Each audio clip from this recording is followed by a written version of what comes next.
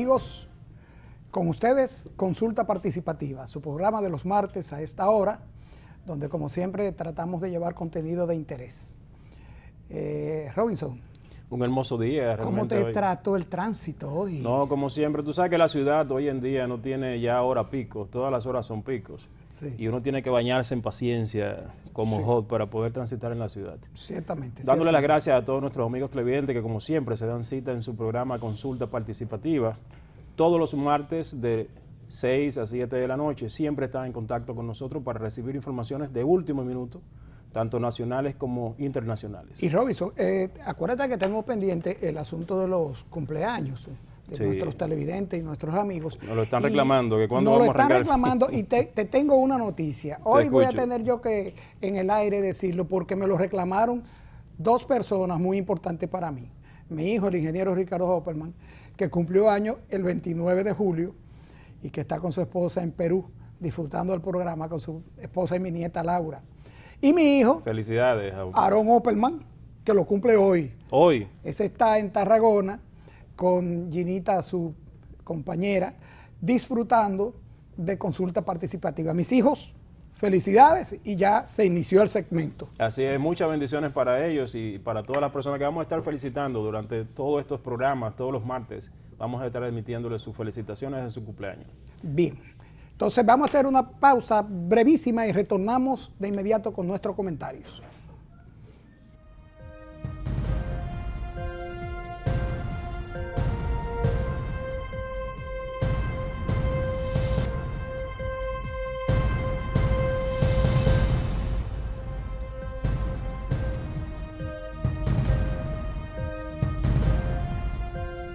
Bien, amigos, como siempre, nuestro acostumbrado segmento de comentarios, Robinson. Y hoy vamos a tratar un tema que es harto conocido por todos nuestros amigos televidentes y todos los dominicanos, el asunto del tránsito, Robinson. Tenemos que realmente saludar a un funcionario que yo en el comentario del programa pasado también le mencioné. Y es ese funcionario que está haciendo muchos pocos y que esos muchos pocos se están constituyendo en un mucho grande. Yo me refiero al ministro de Obras Públicas, licenciado Gonzalo Castillo, quien anunció en el día de ayer la creación, Robinson, de 8 nuevos corredores en la ciudad, con la finalidad de agilizar el tránsito y de prepararse para el inicio de las clases el 22 de agosto venidero. O sea, que hay que saludarlo porque, como vuelvo y repito, muchos pocos hacen un mucho grande y ya ciertamente se está viendo en avenidas como la Abraham Lincoln el asunto de la no obstrucción de las intersecciones. Las líneas esas las líneas estas amarillas que realmente han dado resultados y se está demostrando que hay que educar al ciudadano, al conductor, para Robinson, que respete la ley 241 y como debe de ser, para que se pueda convivir en la ciudad, hasta en el tránsito. Mira, una de las cosas principales que se le pueden resaltar al ministro de Obras Públicas es que ha ido haciendo un trabajo de manera silente y se han visto los resultados tanto en el aspecto de vial como en el mismo sentir de la población. Recordemos también, Hopperman, que recientemente fue el ministro mejor valorado en la gestión del presidente Danilo Medina. Con esto viene a colación una frase que a mí me gusta mucho, que la decía JFK, John F. Kennedy, que el hombre inteligente es aquel que sabe rodearse de gente igual o más inteligente que él. Y creo que esto es una función clara que el presidente Medina ha hecho con la elección y espero que continúe el ministro de Obras Públicas haciendo su trabajo, porque cuando tú pasas, por ejemplo, por la República de Colombia, frente a lo que es el Jardín Botánico, eso es una hermosura, y la viabilidad que hay ahora versus la gestión anterior como se veía en el tránsito. Cuando tú vas camino al este, que pasas ya por Boca Chica, tú sientes esa tranquilidad. Ese elevado de Boca Chica a Caleta es también una obra. Claro, y se va a hacer inclusive otro también frente al Isla. Y lo más importante es que cuando uno transitaba por ese tramo de la carretera, era muy nervioso cuando lo hacía porque se te metía un peatón o se te metía un motorista y fácilmente tú te encontrabas alguna desgracia sin buscarla por fruto de que hay dos comunidades que viven al lado y lado de esta avenida. Y fíjate esta autopista. Hay que señalar señalar que el ministro Gonzalo Castillo, señores, no anda trabajando solo. En esta oportunidad, con el asunto de los corredores, conjuntamente con la Autoridad Metropolitana de Transporte, se van a crear estos 8 corredores que comprenden la 27 de febrero, la Luperón, Los Próceres, Abraham Lincoln, Núñez de Cáceres, Anacaona, Mirador Sur, República de Colombia, hasta Sol Poniente, el Expreso Quinto Centenario, la Cayetano Hermosén y la autopista 30 de Mayo. Este plan piloto, según fue explicado ayer, va a vaciar el polígono central. Va a permitir que el polígono central tenga una fluidez. Y a propósito de eso, de saludar al ministro Gonzalo Castillo, yo quiero saludar una acción del honorable diputado Juan Uvieres. Juan Uvieres. Sí. El diputado, que ya cesa como diputado ahora. Pero es el honorable diputado Juan Uvieres. Él anunció la creación de una, por mutuo propio, ¿no?, de un plan de gestión propia, privada, para la 27 de febrero. O sea, van a incluir unos 78 vehículos, autobuses, unos 40 y pico de... 100 carros. 100 carros, todos equipados con GPS, con tecnología. Hasta Wi-Fi le van a poner. Sí, todo moderno. Y eso hay que saludarlo.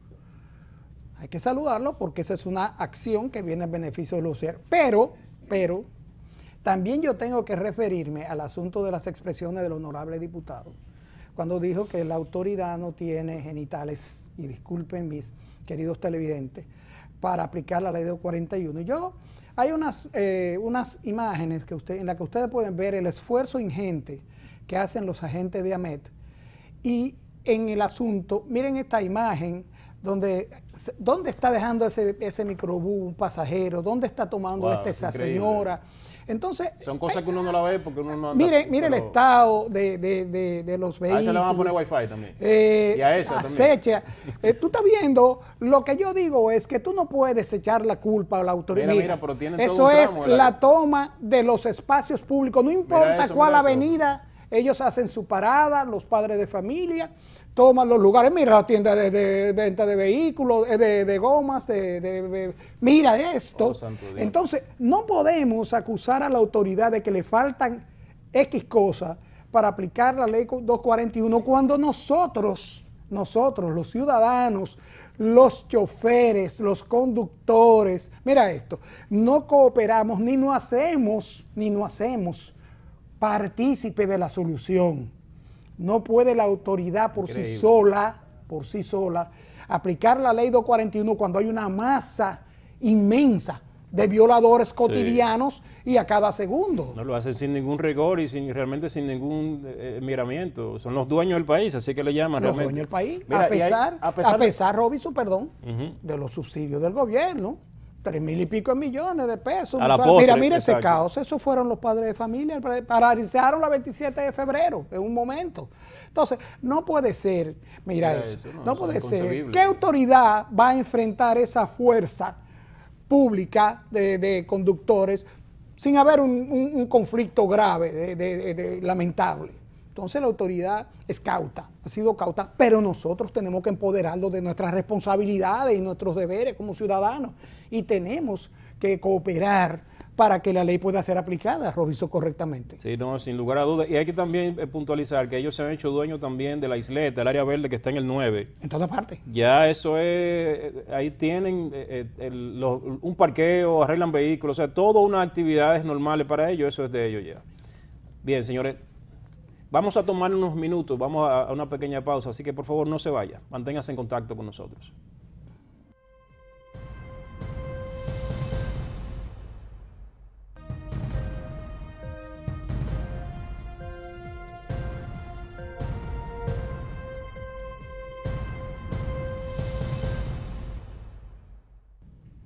Bien, amigos, hoy Consulta Participativa va a cumplir con un compromiso de muchos televidentes que nos solicitaron en ocasión de la entrevista al licenciado Rafael Pérez Modesto, gerente general de la Seguridad Social.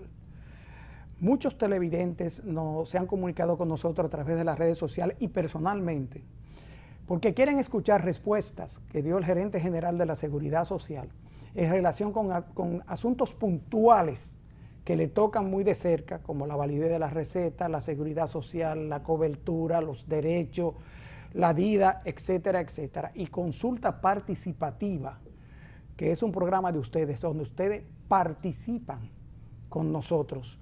Ha decidido, Robinson y yo decidimos que, ¿por qué no? Vamos a llevar segmentos de esa entrevista y las respuestas más interesantes y más importantes que nos dio el licenciado Modesto. A continuación, las preguntas que hicimos al licenciado Modesto y que dan respuesta a esos amigos que con tanta vehemencia e inquietud nos solicitaron que los repitiéramos. Hay que escucharlo, es así.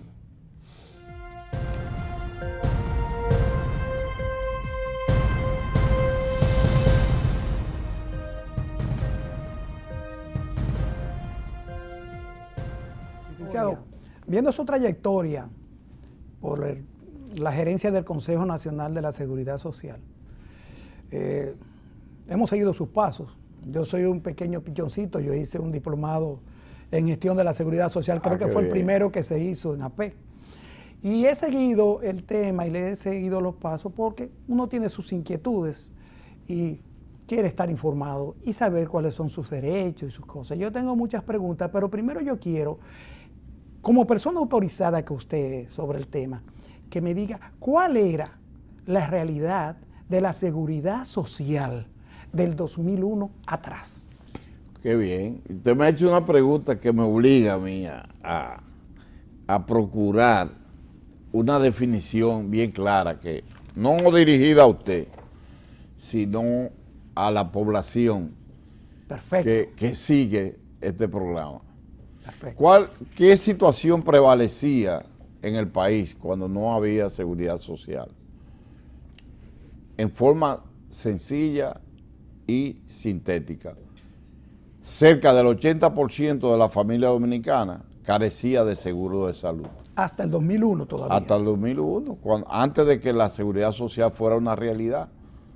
El 79%, para ser más exacto, carecía de seguro de salud, con grandes diferencias regionales. Había regiones que era mucho más que eso, el sur, por ejemplo. Más del 75% del gasto nacional en salud provenía de los bolsillos de la población. Esas son estadísticas que nadie puede refutar, que la aportan organismos internacionales y el Banco Central. La medicina privada era en este entonces cada vez más cara y la pública mala y no era gratuita. Hasta hace poco no era gratuita. O sea, usted me dice que en el 2000 también había que pagar en los hospitales. Bueno, hasta hace poco se quitó la cuota. Ah, la cuota de recuperación. Sí, de recuperación, pero también habían pacientes que pagaban por estar en un reservado, en una habitación. Había eso y tenían que comprar todos sus medicamentos. Correcto. 2 de cada 3 hogares donde hubo internamiento utilizaron sus ahorros, tomaron prestado, vendieron o empeñaron un bien. ¿Por una enfermedad? Sí, por enfermedades. La gente vendía su casa, su tierrita, su negocito, su puerco, todo, para poder muchas veces salvarse o mejorarse. Las mujeres eran las más desprotegidas. En el Instituto Dominicano de Seguro Social, solo el 27% de los afiliados eran mujeres. El 27%. En un país que se habla de desigualdad, hoy en día la seguridad social garantiza plenamente tanto el derecho del hombre y en la misma proporción 100% de la mujer, sin importar el credo religioso, sin importar la región que es, sin importar la condición política, partidaria o lo que sea. Los que pagaban seguros privados en la República Dominicana recibían servicios más continuos, es verdad, pero carecían de cobertura suficiente. usted llegaba a los 60 años y automáticamente cualquier plan de seguro privado lo eliminaba a los 60 años. Pero si además de eso, cualquier paciente o afiliado, aunque pagara su dinero y estuviera al día, tenía una enfermedad de la que llaman catastrófica, vamos a decirlo por su nombre, diabetes, hipertensión, cáncer, deficiencia renal, automáticamente era excluido del seguro y no le cubrían eso. Bueno, pero esa limitación estaba también en lo que cubrían. Lo que cubrían era una insignificancia en términos no solo de medicamentos, sino también de intervenciones quirúrgicas, tenían que pagar diferencias que eran muy elevadas. Y además de eso, la carencia de servicios de salud era la quiebra de muchas de las microempresas que existían por la ausencia de seguridad social. No se cubrían riesgos laborales. Aquí tenemos técnicos que trabajan, gente que tiene que ver con la electricidad, con la luz, con la tramoya, con lo que sea. Se rompían una pierna, para ponerlo más simple, y no había seguro por problemas de salud, de trabajo. Y no había ningún acumulo que no fueran sentados a través del Instituto Dominicano de Seguro Social, que el empleado de bajo ingreso podía acceder a él, pero no su familia. Esa era la realidad existente. Ahora, ¿cuál es la realidad que ha evolucionado en el país? Ahí voy, porque usted mencionó que en el 2001, o sea, antes en el 2001, el que tenía seguro privado, aún teniendo su seguro privado y pagando, no tenía una total cobertura, no tenía una buena cobertura. No. Y veo que hoy día hay un alto reclamo de las personas reclamándoles a la ARS y al Consejo y a la Seguridad Social en su conjunto. Dígame cuál es la realidad. Y con razón, con razón la gente reclama, porque en la medida en que la población hace suyo, como se dice hoy en día, se empodera de lo que es la seguridad social, que es un conjunto de derechos y deberes de la gente en materia de salud, en materia de riesgos laborales, en materia de pensión, en materia de atención a la niñez, a los desvalidos o discapacitados, de los envejecientes. En la medida que la gente hace suyo eso, reclama más y con razón. Correcto. Entonces, ¿cuál es la situación que se ha dado? Hay que señalar, perdón, licenciado, que en materia de atención a la niñez, la Seguridad Social tiene un buen bastón en la primera dama de la República. Sí, y también en los programas adicionales. Correcto. Que tiene la Vicepresidencia de la República. Correcto. Todos deberán ir marchando de la mano. Y todo se hace también mediante un estudio con una entidad que ha sido reconocida mundialmente como el SUBE, el Sistema Único de Beneficiarios, que no establece ninguna desigualdad ni de género, ni de religión, ni de política. Es totalmente técnica, y esa es la que separa a la gente que deben recibir servicios de salud a través de SENASA, es decir, en el régimen subsidiado. Entonces, ¿cuál ha sido la verdad? La verdad es que ahora todo el que trabaja tiene por obligación, cualquier empresa donde trabaje, tiene que de su ingreso, del total de ingresos que tiene la gente, un 10% destinarlo para los servicios, por ejemplo, de salud. Y de ese 10%, el 70% de ese 10% lo pagan los empleadores, sea gobierno o sea una empresa privada. Y el trabajador aporta el 3%. Entonces, eso es un hecho de equidad, claro. Porque vamos a poner el ejemplo, si usted ganase 100,000 pesos, el 10% de eso, ¿cuánto es? 10,000 pesos. Pero si usted gana 10,000 pesos, el 10% es 1,000 pesos. Si fuera 1,000 pesos, su empleador daría 700 y usted como trabajador daría 300 pesos. Y así es la proporción. Entonces viene un principio que se llama un principio de solidaridad, que mientras usted más gana, usted contribuye a que los que menos ganan reciban los mismos derechos en materia de salud, en materia de riesgos laborales y en materia de pensiones que los que menos ganan. Y entonces está el principio de la universalidad.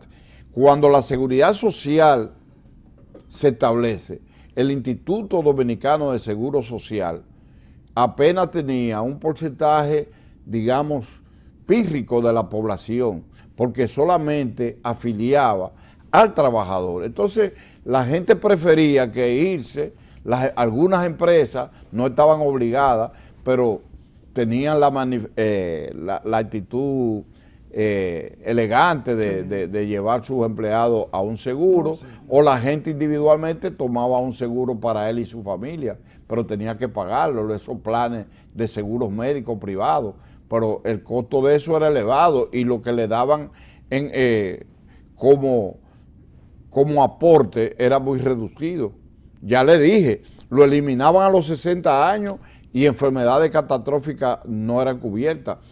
La Seguridad Social comenzó a aportar 150,000 pesos como tope de cobertura.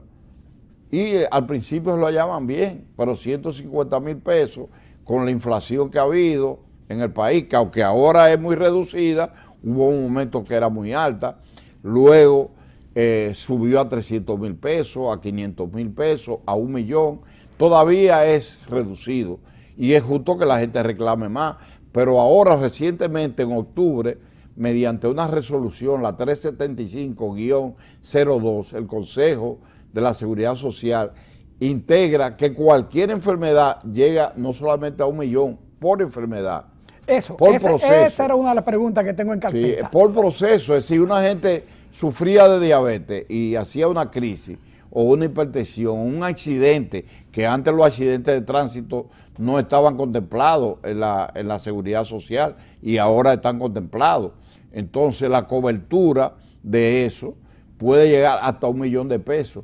Pero si una persona, aparte de eso, tiene un problema renal, un problema de hipertensión, un cáncer, también le corresponde 1,000,000 por proceso. Y cubre la integralidad. Y eso lo establece la misma resolución. Es un logro. 375, eso se puso en efectividad el día 10 de octubre del año 2015. Eso es un paso extraordinario. Entonces, ese tipo de cosas que anteriormente la gente gritaba y grita porque la cobertura ambulatoria de salud, usted iba a comprar un medicamento recetado que tuvieran en el plan básico de salud y le cubría hasta 3,000 pesos. ¿Cuánto es ahora? Bueno, de 3,000 lo llevó a 8,000. Todavía es poco, llegará el momento porque hay otro principio. Yo hablé de la universalidad, yo hablé de la solidaridad, también la gradualidad en la vida. Usted ha comenzado un programa. Hoy en día usted tiene menos anuncios, hoy en día usted técnicamente lo va mejorando y llegará un momento que lo que ahora es un éxito, mañana usted se lo va a encontrar que debe superarlo. Correcto. Y todo es así, usted comienza gateando y después termina corriendo y después termina con un batón. Entonces, con respecto a eso, es cierto que los 8,000 pesos han venido a paliar a muchas personas. Claro.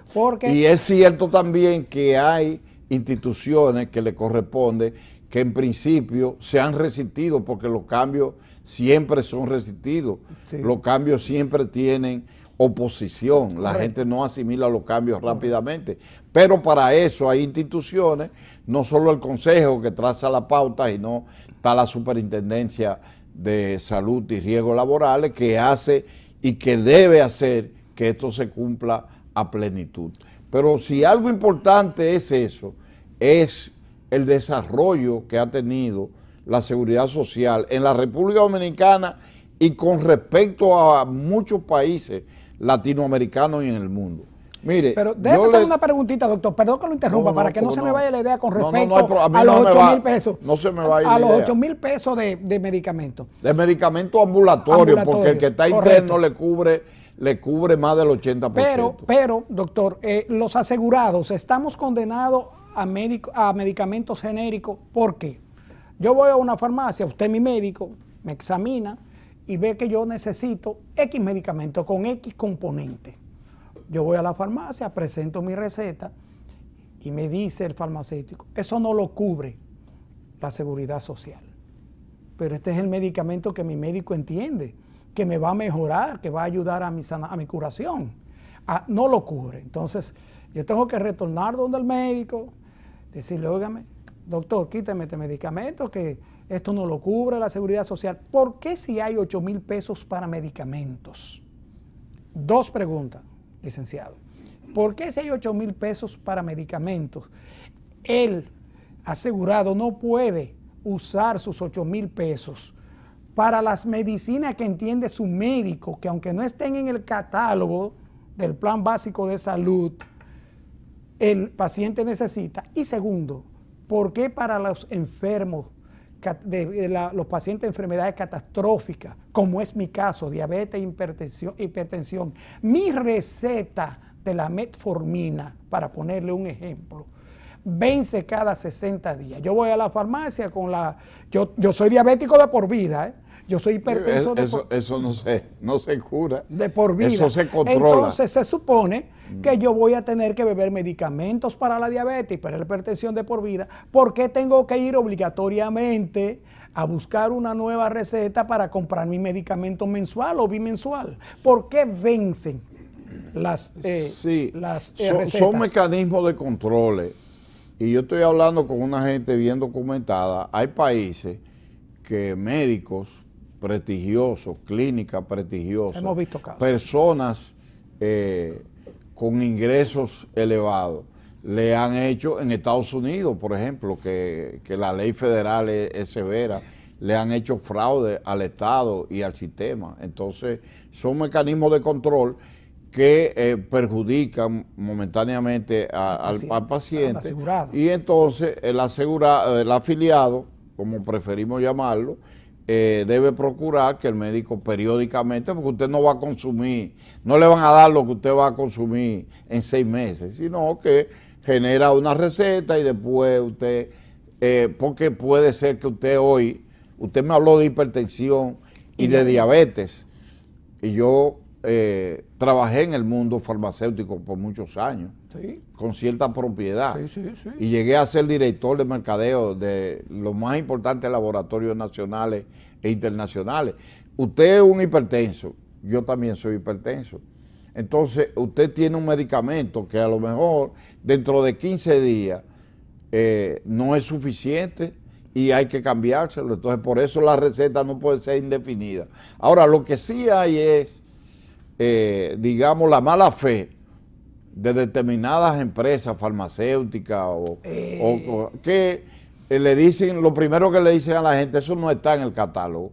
Entonces, para eso la gente tiene donde quejarse, porque uno de los logros de la seguridad social es que tiene una entidad que defiende, que informa y defiende al afiliado, que se llama ADIDA, pero también hay otra que es para velar por los servicios que dan los prestadores de salud, llámese clínica, llámese médico, llámese farmacia, llámese lo que sea, y tienen que vigilarlo, tienen que controlarlo y tienen que tener capacidad resolutiva para someterlo, si es necesario, hasta la acción de la justicia. Correcto. Entonces, para eso existen esas entidades. Que hayan habido fallas sobre eso, y la hay, es verdad, pero son procesos a superar. Entonces, yo quise terminarle una opinión, demostrarle... Termíneme ahora que yo vengo con esta. Dígame la actualidad. Sí. Usted me dijo lo del 2001 para atrás. Sí. Hábleme algo importante. Sí. Se tomó la ley 375 que de octubre para acá representó 600 presentaciones de medicamentos, partiendo del concepto de que fueran genéricos, que se receten para que no haya problemas, porque en el catálogo quizá podía haber, para poner un nombre fácil, una ampicilina de 750 miligramos que no figurara. Entonces la farmacia te decía, esa no está. No, ahora es el principio genérico. Es ampicilina. Ahora, si usted quiere comprar una de marca, es como que usted vaya a comprar un carro. El carro es genérico. Claro, pero si tú quieres un Mercedes-Benz, claro, tú sabes que va a pagar la diferencia con respecto a un Toyota. Estamos claros. Simple. Sí. Pero si tú quieres un Lexus, también tú vas a pagar la diferencia de un Lexus con un Corolla.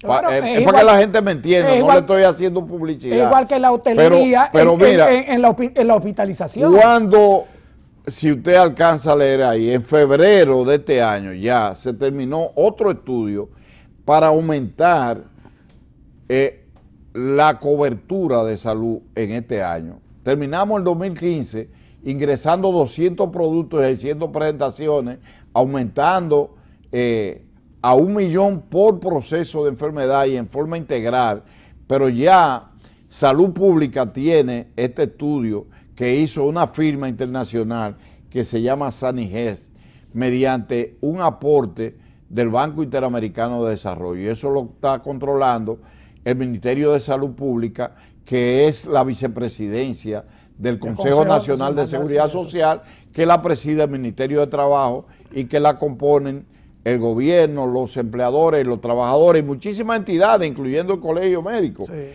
Pero yo le estoy mostrando, ahí van a ver una cantidad enorme de procesos quirúrgicos, habrá más medicamentos, habrá más cobertura, en la medida en que financieramente el sistema pueda sostenerse y soporte, porque usted es médico y va y estudia en Alemania y hay un procedimiento médico o un medicamento reciente y usted quiere que inmediatamente se aplique aquí, entonces eso tiene que tener un proceso que el sistema garantice financieramente su sostenimiento. A propósito de ese estudio, doctor, el doctor Sócrates Bautista, quien es presidente de la Fundación de Enfermedades Inflamatorias Intestinales, sí, leí. Se estaba quejando amargamente de que enfermedades como la enfermedad de Crohn, la colitis ulcerativa, no están contempladas y no tienen cobertura. Y hay muchas otras. Hasta hace poco no estaban las reumatoideas. Las reumatoideas. No estaban otras que se van cada vez añadiendo. Entonces es una petición justa de él. Llegará el momento, ese estudio que yo le muestro le dará cabida a ese reclamo. Correcto. Pero es gradual, porque... ahí volvemos a la gradualidad. Sí, porque la seguridad social no podía comenzar por el tope. No. Usted comienza su programa por debajo y el techo nunca es el cielo. Yo me acuerdo de la fiesta que hicimos en AP, cuando el 1% del sur, que se comendó por el sur con el régimen subsidiado. Estamos hablando de Barahona, Bauruco y Pedernales. Eso estoy hablando en el 2000. Para ese entonces, en el 2000, el 1%. Sí. En el año 2003, era el 0,5% que cubría y eran subsidiados. Miren este cuadro. Ojalá que yo pudiese lograr que la cámara lo capten. Ahí se nota, ahí se ve el crecimiento gradual de la seguridad social. De un 0,5% en el año 2003, un 0,7% en el 2004. Y de ahí hacia adelante, un 5,6, un 29, un 31, un 36. Y hoy en día terminamos el año pasado con un 65% de cobertura, es decir, 6,5 millones de dominicanos, pero junio, que lo vemos ahí, en junio ya estamos terminando con una cobertura de un 69%, es decir, 6,900,000. La meta del gobierno era que se llegara a un 70%. En agosto lo habremos para logrado. agosto lo habremos superado. Y el régimen subsidiado, que es el que está orientado a los pobres de perpetuidad, al sector más vulnerable socialmente hablando, ya hoy en día sobrepasa el 100% de la meta que se había presentado el gobierno a través de SENASA. Y el régimen contributivo que apenas comenzó en el año 2009, porque la seguridad social, por componenda de quienes lo dirigían al principio, no comenzó con la salud, sino con la inversión para fines... Con el dinero. Con el dinero, sí. Con fines de acumular para las pensiones en un proceso de 30 años. El seguro contributivo fue en el año 2009 que prácticamente que comenzó. Increíble. ¿Y cuánto se ha logrado hoy en día? La tengo esa cifra, la puedo mostrar, un 70.8%. Pero háblame de los indigentes, del pobre, pobre, doctor. Del pobre, yo le estaba hablando, pero yo se lo voy a mostrar con cifras aquí y con números reales, porque nosotros no manejamos, y es una experiencia particular como mi condición profesional y además de que yo pretendo ser un elemento veraz, me obligan a presentar las cosas como son. Miren este cuadro, que es más importante que todo lo que yo he dicho y que pueda decir. ¿Qué significa ese cuadro? Ahora lo voy a explicar. Aquí hay una línea roja. ¿Qué quiere decir? Que la población pobre del país, que al momento llega a 3.234.325 dominicanos pobres de perpetuidad. En eso incluye gente que no tiene trabajo, gente que ganan un cheleo que no llega a un salario mínimo, gente que no pueden trabajar, inválidos, desvalidos, madres solteras, sin esposo o con esposo fenecido, con varios hijos, o envejecientes. Eso es la población pobre con un ingreso que no le permite financiar una enfermedad o comer adecuadamente. Correcto. Entonces, de esa población, hoy en día, terminando junio de este año, nosotros terminamos con un 96.6% en diciembre. Y hoy en día, en junio, tenemos un 102%, es decir, más del 100% de lo que se propuso el gobierno y de lo que tenía previsto SENASA. Y cuando lleguemos a agosto, entonces estaremos por encima de 105, pero la meta del gobierno, que está invirtiendo 500 millones todos los meses, es que toda la población pobre o subpobre en la República Dominicana pueda estar incluido en la seguridad social, y eso es una gran ventaja. Pero además de eso, yo le leí qué era lo que prevalecía. Anteriormente, un empleado no tenía seguro de trabajo, de riesgo laboral. De riesgo laboral, exacto. Bueno, entonces los riesgos laborales son cubiertos en un 100% en términos de 10 días en la República Dominicana.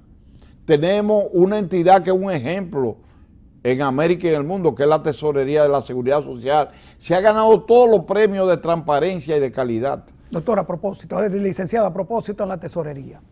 Yo hablé con usted en el 2012, en un encuentro que tuvimos en una puesta en circulación de un sello, sobre la problemática de empresas que, aunque hacen el retiro, el descuento al empleado, no cotizan, no pagan a la tesorería. Y yo entiendo que deben crearse mecanismos de garantía para que tanto el empleador como el empleado se vean obligados. Por ejemplo, nosotros tenemos ahí a la DIDA, la Dirección de Información y Defensa del Afiliado. Pero la realidad es que si la institución o la empresa no le paga a la tesorería, usted no tiene seguro, no tiene. Lo pierde a los 2 meses. Pero óigame una cosa, lo peor de esto es que le siguen cobrando. Le siguen cobrando, y cuando un empleado se queda desprotegido porque no se pagó antes del día 5 del subsiguiente mes la seguridad social, usted está sin cobertura. Pero ya aunque se pague el 25 o el mes que viene, usted perdió la cobertura de ese mes, habiéndosele descontado su dinero, sí, y habiendo... Eso es lo que se llama el concepto, que la gente lo oye mucho, de evasión y elusión. ¿Y no hay régimen de consecuencias para eso? Sí, le voy a explicar. Hay evasión cuando usted... Hay instituciones incluso públicas.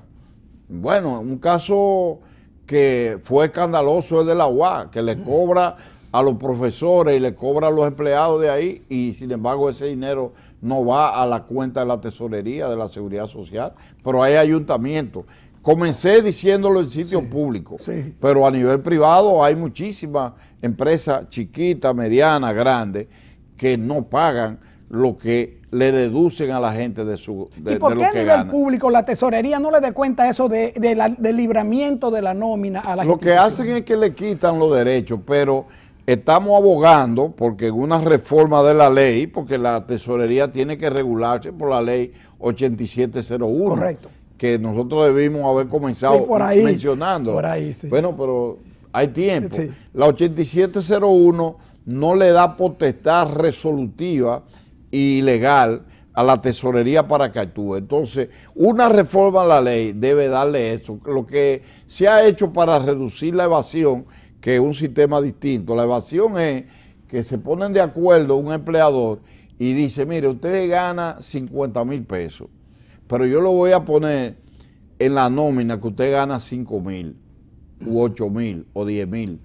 Sí, es una forma así. Entonces, pero tú no lo vas a perder porque yo te lo voy a dar por abajo y tú no vas a pagar impuestos de eso. ¿Qué sucede? Que le buscan a la gente un seguro complementario por ahí, pero entonces la gente pierde el derecho a ir acumulando cuentas para la pensión y lo de riesgos laborales. Entonces, esa situación se está dando y eso implica que hay que tomar medidas. A la tesorería hay que facultarla para que tenga acceso a aplicar la ley, pero a la vez también, algo importante, que se viene haciendo en la actualidad, el Ministerio de Trabajo, que es la presidencia del Consejo, sus inspectores están verificando esto y se ha logrado reducir de manera considerable el asunto, un asunto que se da en todos los países y que es difícil de que se desaparezca, porque eso es como ustedes decir los ladrones o los asesinos, ¿tú entiendes? O sea, hay países que le cortan la mano y que matan, fusilan los ladrones y como quiera aparecen ladrones. Pero yo le voy a decir... pero disminuirlo a la expresión más baja. Entonces eso se está en proceso de aplicación porque la ley hay que adecuarla a la realidad, porque hay gente que dice 15 años de seguridad social y no sé, no. Hay muchísimos logros. Yo he dicho algunos, pero yo puedo seguir. ¿Usted tiene porcentaje de países que tienen No, yo le digo la cifra. Dígame la cifra. Yo le digo la cifra. En América Latina, el porcentaje de cobertura no asciende a 45%. Y nosotros estamos en un 70%. Aunque hay países que tienen 90%, como Uruguay. Pero ¿cuántos millones de habitantes hay en Uruguay? 3 millones. 3 millones. Y hay países que tienen, como Chile, que tienen más gente que nosotros, tienen quizá 20 millones, ¿verdad? O Argentina, o Colombia, que tienen más que nosotros, o México, pero solo Ciudad México tiene 30 millones de habitantes. México por total tiene 200 millones. Ahora, República Dominicana, que hace 9 años ocupaba el lugar número 28 de abajo para arriba, solamente estábamos por encima de Haití. Hoy en día ocupa el 5º lugar, porque tiene un 70% de cobertura. Y la cobertura promedio en América es de un 43%. Pero yo le voy a decir un dato que lo va a estremecer, porque usted es un hombre muy sensible y yo lo conozco. Gracias. Usted fácilmente, quizá por un golpe no llora, pero por una escena sensible lo puede hacer. Sí, mire, hay países en Europa, Suecia, Suiza, que son países que vienen aplicando la seguridad social de hace cientos de años, decenas de años por encima de nosotros. Sí, el seguro social, la caja de seguro social comenzó en el 49 con Trujillo y la seguridad social se proclamó en el 2001. Por eso hablan de que, pero comenzó en el 2003 y realmente el régimen contributivo, en el 8, que es en el 2009. Sí. Porque el gobierno se fajó a lograr un consenso, porque había oposición. Muchas clínicas creían que iban a quebrar, muchos médicos no se ajustaban, no se integraban a trabajar en la seguridad social y así por el estilo, y muchas farmacias tampoco. ¿Cuál es la media usted cree en el mundo? ¿Cuál es la media? Usted le suma Inglaterra, Francia, España, Alemania, Suecia, que tienen niveles altos. Pero si usted le suma África y Asia, el porciento en el mundo, y usted le suma Haití y otros países como Honduras, la media en el mundo es de un 22% y nosotros tenemos 70%. Pero nosotros nos autoflagelamos, como hacía, ¿no?, en la época, la gente dándose chuchazos a sí mismo, castigándose, porque tenemos un 70%. Y lo que es noticia es La República Dominicana le faltan 3 millones. Oye, pero ¿cuánto teníamos hace 5 años, 10 años atrás? Correcto. Doctor, entonces, nosotros en términos de los próximos 4 años, que es la meta, llegaremos a un 90%. Es decir, el doble de lo que es la media. Sí, pues estamos en un 70%. Sí. Estamos en un 70% hoy en día. Sí. En 4 años subimos ese 20%.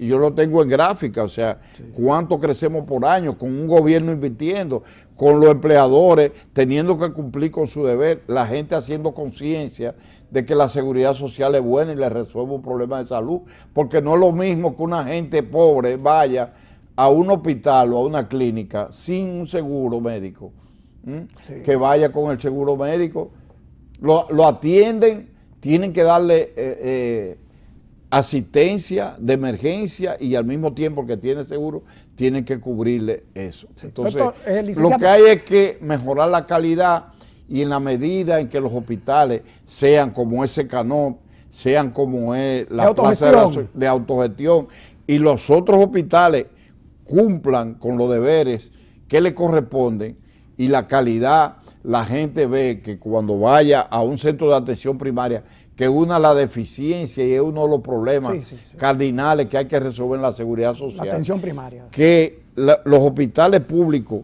como era antes, te dan el mismo servicio que una clínica. La gente va a ir a la clínica, se va a ahorrar mucho dinero y va a recibir buenos servicios. Licenciado, se nos fue 1 hora. Quería brevemente, dígame de la DIDA y esa escasez de recursos que tiene la DIDA para desarrollar sus funciones.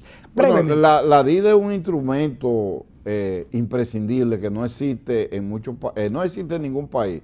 Es uno de los aportes de la seguridad social en la República Dominicana, porque es un organismo de información y defensa que echa su pleito, que denuncia las ARS, la AFP, que defiende a la gente, que acusa en el Consejo, que somete. La DIDA merece más y más apoyo. Recientemente este gobierno, en los últimos 3 años, a su presupuesto tradicional, que le corresponde, porque no ha habido aumento de presupuesto, pero le puso 80 millones por año. Ahora merece más. Sí.